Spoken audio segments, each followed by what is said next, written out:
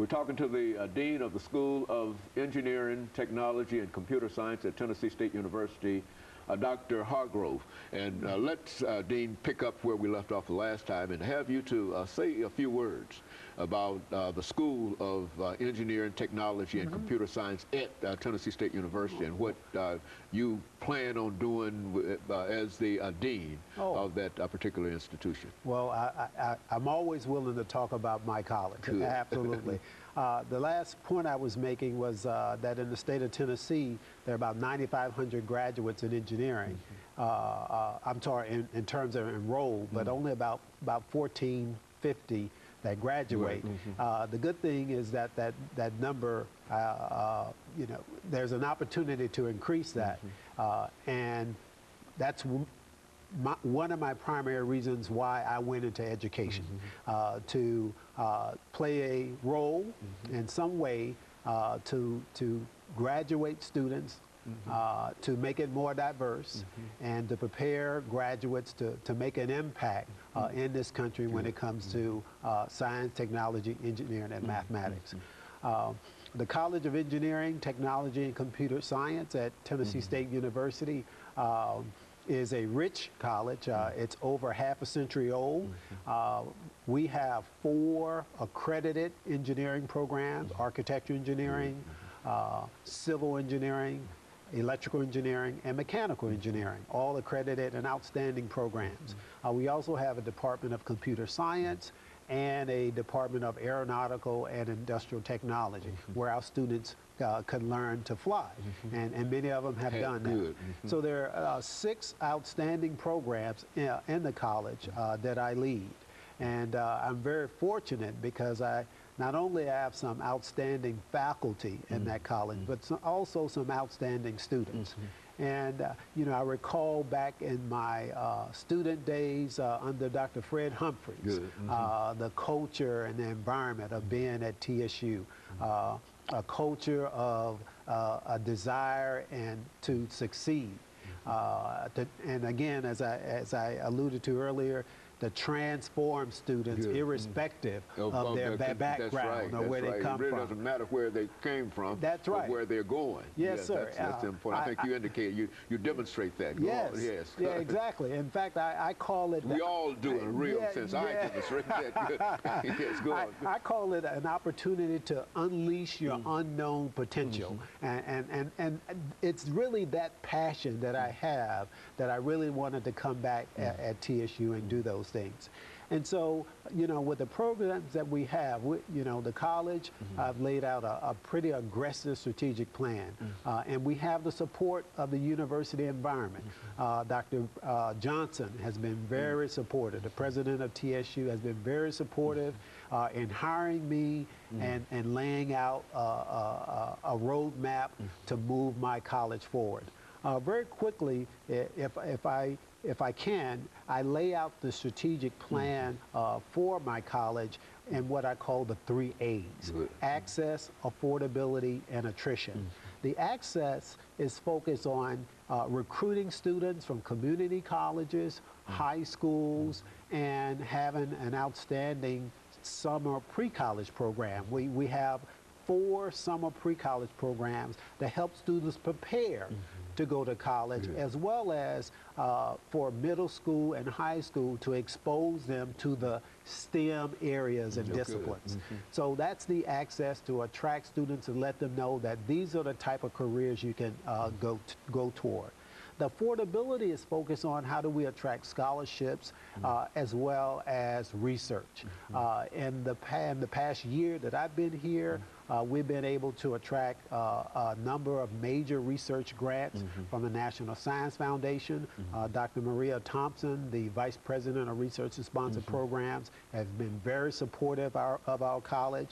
And we've partnered with a number of other units on the campus and attracted close to $5 million in just 1 year alone to support students, as well as the infrastructure and the facilities and scholarships for the students that are in our college. And so you get the whole thing, not only the scholarship for the students, but also buildings and other equipment and all of those things that Absolutely. help to... State-of-the-art equipment. And in fact, a recent grant from the National Science Foundation will be used to develop what is called the Tiger Institute. And this will be a state-of-the-art set of laboratories that's focused in cybersecurity, materials research, virtual and augmented reality, and sensor networking. So these will be 4 state-of-the-art labs supported by the Air Force Research Lab, Boeing, and several other major companies like Raytheon and others, you know, such that our students are trained and be exposed to the state-of-the-art technology.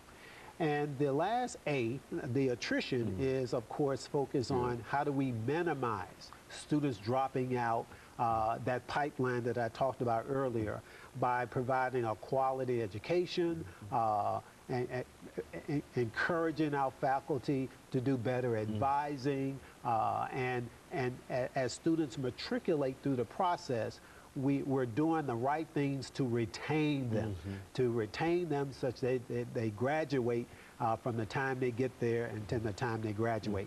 So the 3 A's, access, affordability, and attrition, that's our strategic approach for our college. Now, our overall goal is to create what we call the global engineer. And the global engineer has 3 traits: to be technically competent, okay, and demonstrate excellence, to have leadership skills, which include communication as well, and we're promoting that our students have a life or language experience outside of the U.S. That may be taking a foreign language or even a study abroad experience. I had a fantastic opportunity this past May to travel with about 10 students to China. I heard of that China. Yes. Why don't you say something about the impact that had? Obviously, one of the most incredible experiences of my life, but as well as the students. And this was a program out of the Research and Sponsored Programs Unit under Dr. Thompson, and Mr. Mark Brinkley is also coordinated that program. And so the goal was to expose TSU students to a cultural enrichment activity in a foreign country. And so we were hosted by a university over there in China. And so we visited, we spent a little more than 2 weeks over there in Shanghai, Beijing, as well as Hong Kong. That must have been an experience, just the sight of all of it. Unbelievable, Dr. Haney. I mean, you know, I just can't begin to express how eye-opening it was. You know, a lot of students, you know, spend most of their time in the same city or in the same state. And they very rarely get an opportunity to go outside the country. But our idea of the global engineer is not only you have the knowledge, skills, and abilities of your engineering discipline, but you have an appreciation, awareness that you can also compete with any other engineers across this globe.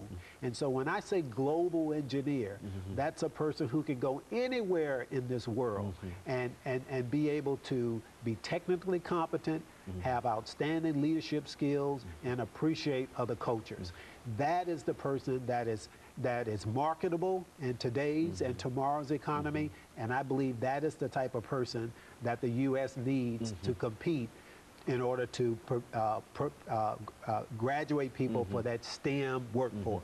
And you still see the attrition, and I talk about this all the time because I think that if we could get a handle on those students who are leaving before receiving a degree, I think that would really increase the number of students who are actually graduating, if, you know. I agree. Nationally, Dr. Haney, the graduation rate in college is only about 55%. In the state of Tennessee, it's the graduation rate, 6-year graduation rate, is only about maybe 52 or 53%. we've got to do better. That's almost half of the students so that come in. we're losing half the students, exactly.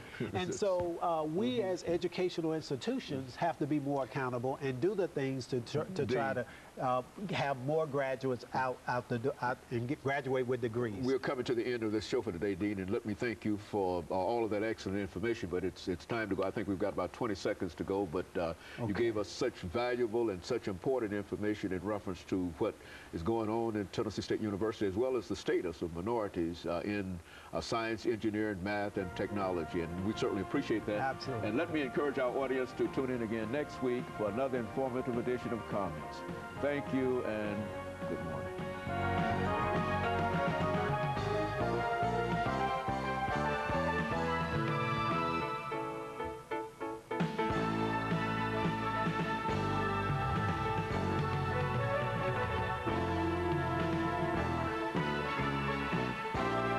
Comcast.